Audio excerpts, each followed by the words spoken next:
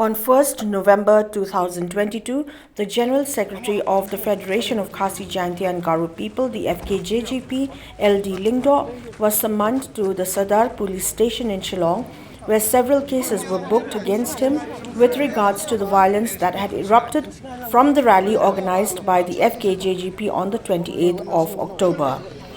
Speaking to newspersons, Eldie Lyngdoh informed that as a leader he has been booked in 6 cases under the Lyngdoh Police Station and 6 under the Sardar Police Station, agreeing to the fact that assault on members of the general public and vandalism of public property had taken place during the rally organized by the Fkjgp.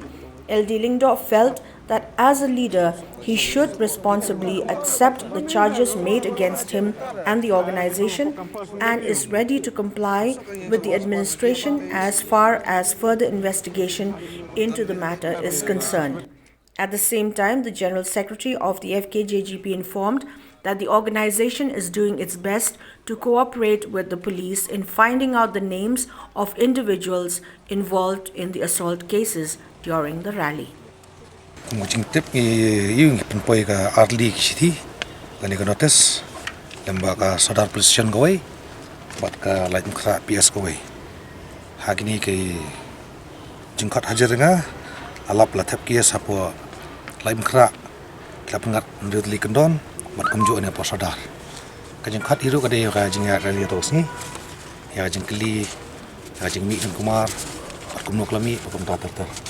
Kemudian jingkeli nak liang ka kulit kita keli, maju bab kemudian menjubah. Kemudian makan hawa jingja tu sengi, kau jingja maka hawa, kadang ke jingja maka video ke batai kelapa viral. Nekani kelapa usai ba kitu kikis boro.